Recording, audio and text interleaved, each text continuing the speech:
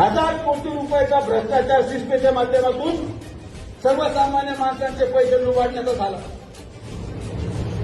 माझी पत्रकार माध्यमांना प्रश्न आहे, कोण होतं त्या सिस्पेच्या उद्घाटनाला उपलब्ध?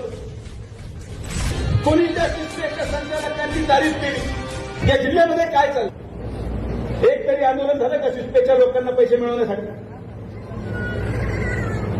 जे लोक इतर छोट्या छोट्या प्रश्नांना उपोषणाला बसतात, का तुम्ही शिस्तेचा पैसा मिळावा म्हणून उपोषण केलं नाही? का तुम्ही श्रीगोंदा आणि पारनेर तालुक्याच्या जनतेच्या बुडालेल्या पैशासाठी रस्ते उतरले नाही? का तुम्ही पोलीस स्टेशन पाशी अगोदर मंडप टाकून झोपले नाही? या प्रश्नाचं उत्तर तर द्यावं लागेल. हे प्रश्न आणून तरी जाऊ शकत नाही.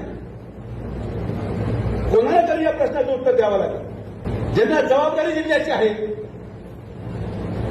त्यांचं सगळं काम जिल्ह्याबाहेर चाललं.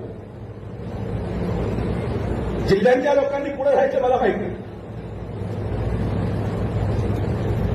आणि म्हणून माझी आवर्जून विनंती आहे की आजच्या या मीटिंगमध्ये केलेल्या प्रत्येक आरोपाला उत्तर मिळालंच पाहिजे.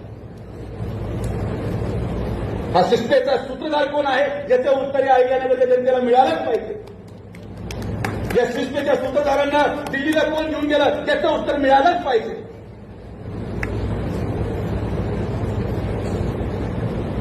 कागद आहेत माझ्याकडे, कागदाशिवाय मी बोलतही नाही आणि बोगस आरोप मी करतही नाही.